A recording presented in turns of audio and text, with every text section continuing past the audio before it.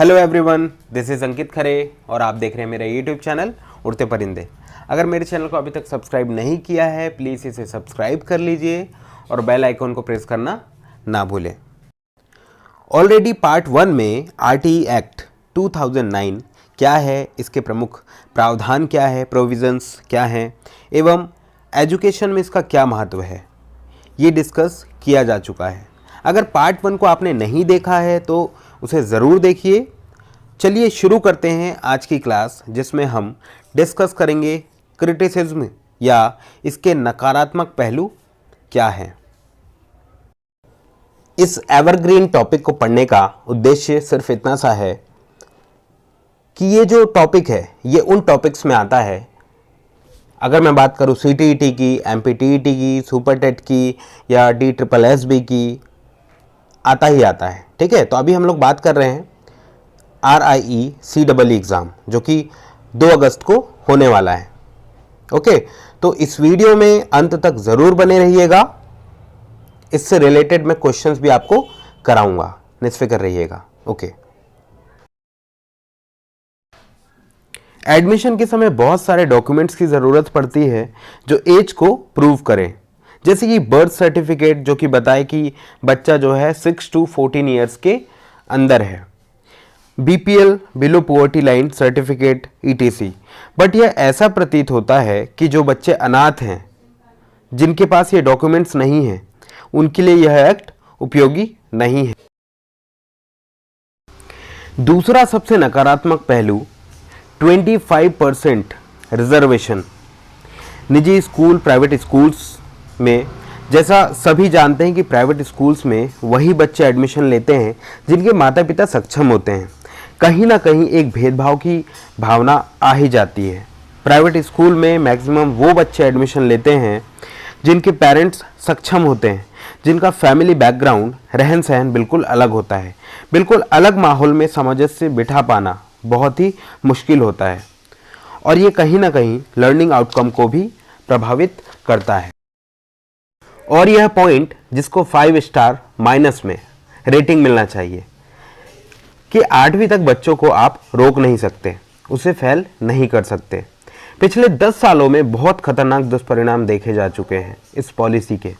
इस पॉलिसी के आने से पहले पेरेंट्स भी अवेयर रहते थे। वो सोचते थे 5वीं और 8वीं बोर्ड है, बच्चा मेहनत नहीं करेगा तो आगे नहीं बढ़ेगा। बट जब से ये नो डिटेंशन पॉलिसी आई है, सब निष्फिक्र हो गए और परिणाम आप सभी के सामने हैं। भारत के शिक्षा के इतिहास में इसे failure of Indian education system कहना शायद गलत नहीं है।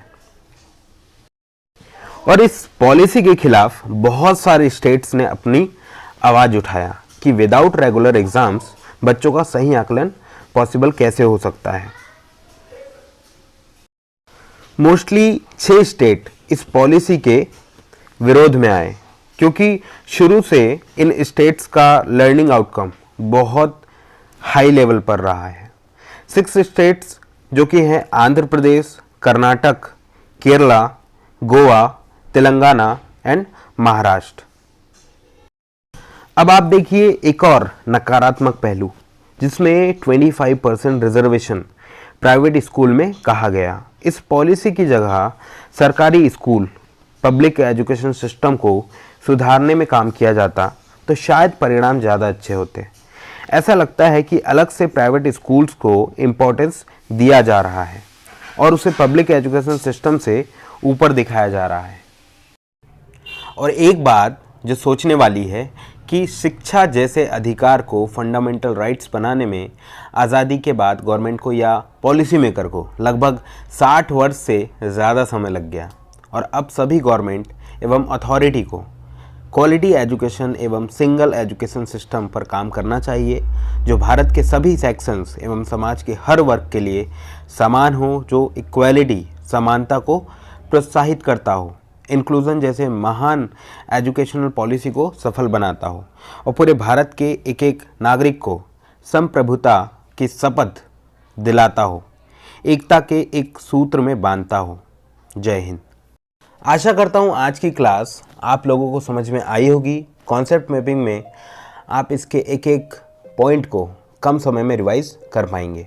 आरटी एक्ट में अमेंडमेंट एक्ट 2019 जो कि अभी 2019 को ही लागू हुआ है, तो नेक्स्ट वीडियो में उसे हम डिस्कस करेंगे। और notes, previous year question papers के लिए हमारे टेलीग्राम और फेसबुक पेज से जुड़ें। अगर आपने मेरे चैनल को सब्सक्राइब नहीं किया है तो प्लीज़ इसे सब्सक्राइब कर लीजिए और बेल आइकन को प्रेस करना ना भूलें। शेयर इसलिए करना चाहिए कि मेरे द्वारा किया गया ये छोटा सा प्रयास सभी लोगों तक पहुँचे।